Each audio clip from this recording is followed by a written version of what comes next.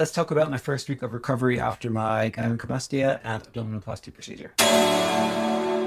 In the first sort of couple of weeks after my procedure, I was just kind of in no mood to, set up a camera and start talking about my experience. I was fatigued, I was grumpy, I didn't feel clean because I couldn't shower properly, and I just didn't feel good. I mean, I was grateful I had the procedure done, but it's just your body's been through a lot, so getting in front of camera is probably not the highest priority at that point. So I decided to write down what I was thinking and record it later. So I'm now recording this 5 months after my procedure. I am still technically recovering. The abdomen is still swollen, the scars are still a little bit fresh, but overall recovery so far, 5 months in, has been great. It's been pretty smooth. So yeah, I've been very happy. It also meant that I could kind of talk about that first week with the benefit of hindsight. So rather than me saying, this really hurt, I could say this really hurt for the first week, but by week 4, week 5, it started to go away. So I can kind of add some context and some hindsight to it better than I could if I was recording during week 1. Other videos as part of this will be 2-week recovery, 3.5 weeks, 4.5 weeks, 5 weeks, and then 5 months. So let's dive in. First thing I want to talk about is pain levels. And I guess with the major procedure like I had, pain is something that you want to be aware of, something that you want to be mindful of. For the first 48 hours after my surgery, I had external stitches under my main wounds on my chest. So around there. They're external and they're quite superficial, but the scars they left only faded sort of in the last month or so, so after around 4 months. They really hurt because it felt like spikes digging into your skin even with painkillers, so I was grateful for those to go out. The main wounds otherwise didn't really hurt that much at all. Might be partially because of painkillers, but generally even after I stopped those after 72 or possibly 96 hours, I can't remember. But after I stopped those, it still didn't cause anywhere near as much pain as those external ones I had. The wounds on the abdomen and the waist didn't really hurt at any point. The belly button area was very numb anyways. What did happen was, especially just before the hips and just above the thighs, those areas really started to itch. So I started using an itching cream. The one I used was called Urax, E-U-R-A-X. And then I also started using a cream called Arnica cream just to help bring out the bruising. And the bruising really did start to show up sort of around the end of week 1. Chest wounds, middle of chest was fine. It never really hurt or itched or anything. Nipples were still very numb.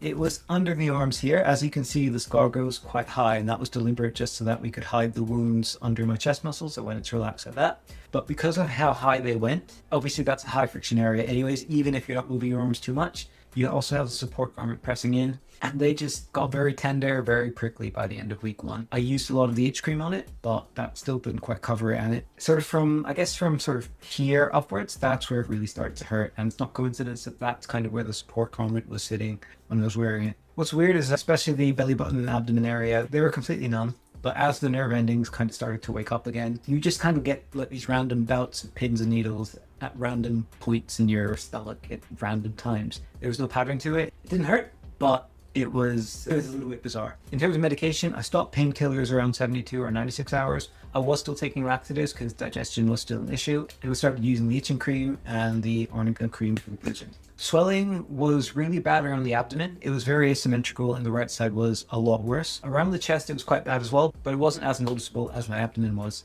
What I had was a lot of puckering sort of along the scar, so it was kind of like folding over and pinching like that. But really the abdomen, it just kind of felt like I had my stitch there, and it was just, I don't even think I'm exaggerating when I say it was felt like it was coming out to here. Like I said, it was asymmetrical, so right side was a lot worse, and that was starting to stress me out because I thought I'd be stuck like that.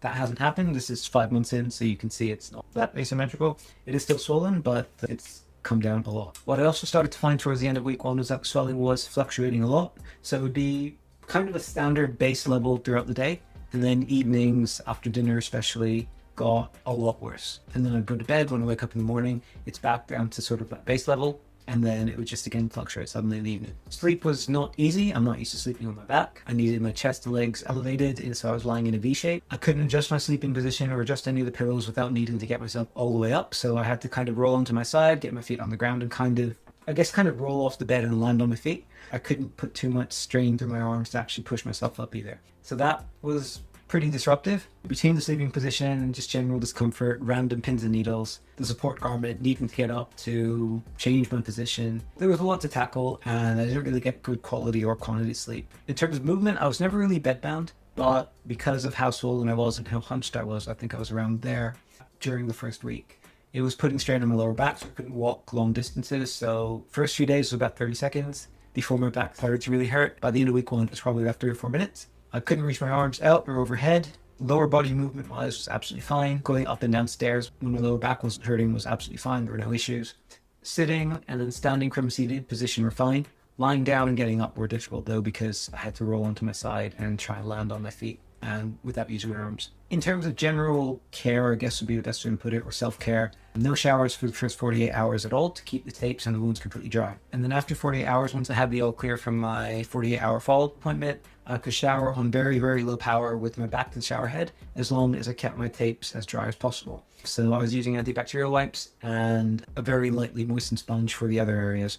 It didn't feel as good in the shower. It is what it is. I just never felt properly clean though. And if your tapes get wet, then you need to use a hairdryer to dry them out completely before you put your support garment on. I started to do very, very gentle massage in the swollen areas, so probably like that, and literally no harder than that. It didn't really feel like it was doing anything, but I was advised to start doing it very gently.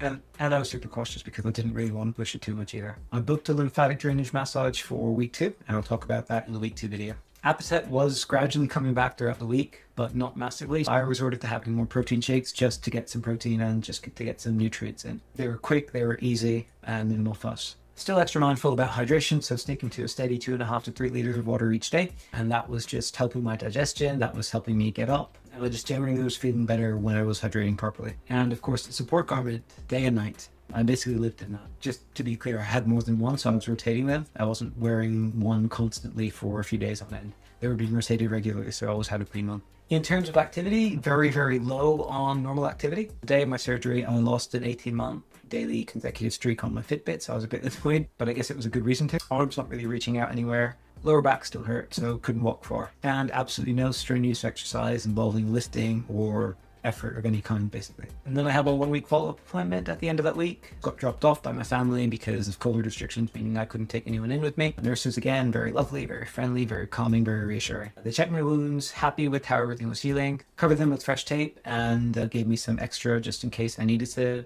patch it up. The only sort of external or visible stitches I had were over my nipples, which makes sense because they were grafted back on, but they still freaked me out and I was still very squeamish. At the end of week 1, there were no sort of flags or complications, and it was tough, but it wasn't overly painful. I had a lot of support from my family, and generally things were going in the right direction. The first 2-3 days felt very frustrating, but each day after that, things very, very gently started to get a little bit easier and a little bit better. If you have any questions, feel free to leave me a comment and I can either answer them as a comment or do another video.